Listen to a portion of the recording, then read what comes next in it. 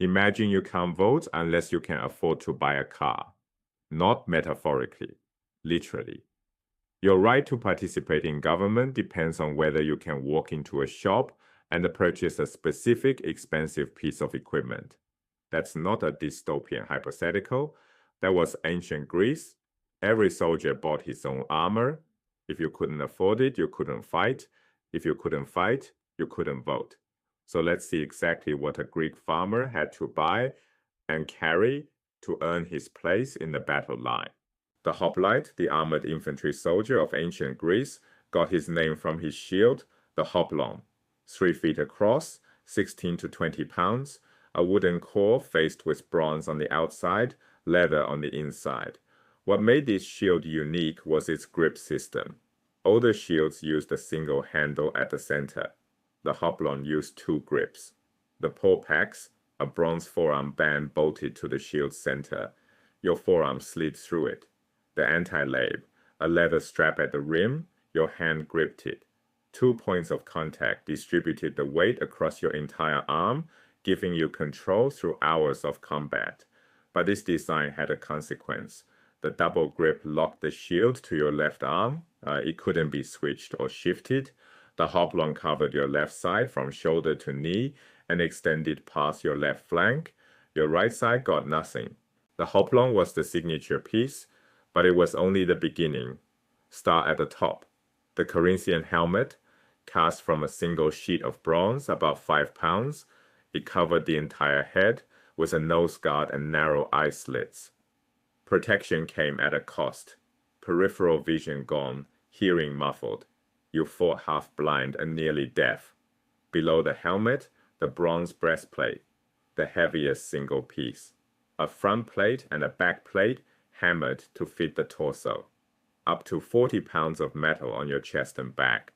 Below that, bronze greaves, shin guards strapped to the lower legs. They protected against low strikes and the chaos of trampling feet. Tally it all up. Shield, 20 pounds. Helmet, 5. Breastplate, 40. Greaves, spear, sword. Add the rest. A Greek hoplite carried 60 to 70 pounds of gear into battle. On a summer day in the Mediterranean, the hoplite's primary weapon, the dory, a thrusting spear 6 to 8 feet long, iron or bronze point on one end, bronze butt spike on the other. That butt spike wasn't decorative. Wooden shafts snapped constantly in the crush of battle. When the spear broke, either broken half remained a weapon. The backup, a short stabbing sword, close quarters only, used when the spear was gone. The shield itself doubled as a weapon, a hard shaft with 20 pounds of wood, and bronze could knock a man off his feet. All of this protection, and yet dangerous gaps. The throat sat exposed above the shield rim, the groin and upper thighs below it, but the true vulnerability dwarfed these. With the shield locked to his left arm and his right hand gripping the spear, the hoplite had zero protection from his right shoulder down to his right ankle, half his body completely open. A single hoplite fighting alone was a dead man on his right side. That exposed right side wasn't a flaw to be fixed with better armor. It was a structural consequence of how the shield, spear, and stance worked together. The solution wasn't engineering. It was the man standing to your right, his shield locked to his left arm, extended past his left side, covering your exposed right flank. Your shield did the same for the man to your left. This is the phalanx. Soldiers standing shoulder to shoulder, shields overlapping, spears bristling forward. It wasn't a brilliant tactical invention. It was the minimum viable configuration for survival. Without the man beside you, the equipment didn't work. The phalanx was non-negotiable. Standing in the phalanx required more than courage. It required cash. The Greek city-state did not issue equipment. Unlike modern armies, there was no government armory, no military supply chain.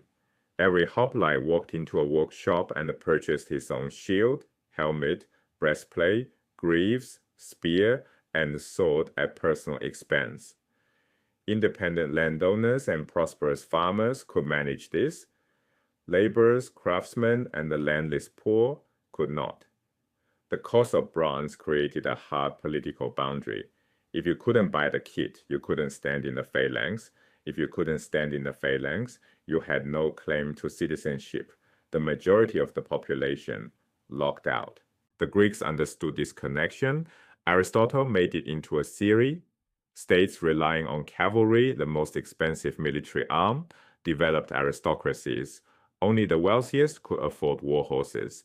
States built around hoplite infantry developed what Aristotle called a politeia, a moderate constitutional order run by the middle landowning class.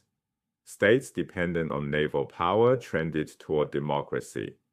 Rowing a warship required no personal equipment, which empowered the poorest citizens, bringing them into military service and into political life. The military you could afford determined who held power. Most Greek city-states never moved beyond this system. The equipment barrier kept political participation locked to those who could afford the panoply. Land produced wealth. Wealth purchased armor. Armor granted military service.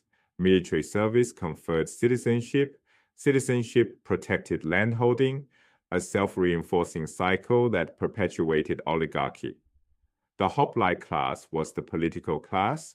Athens broke the pattern, but only because its navy empowered thousands of poor rowers, expanding citizenship downward.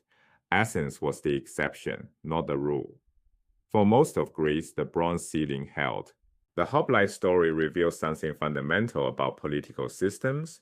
They don't emerge from abstract ideals. They grow from material realities.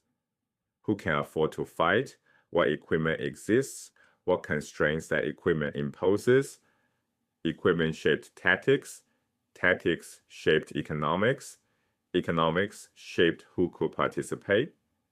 A 16-pound shield with 2 grips held on the left arm, leaving the right side open.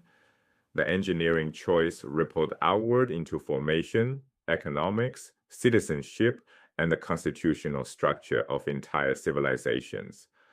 The shape of Greek politics was, quite literally, forged in bronze.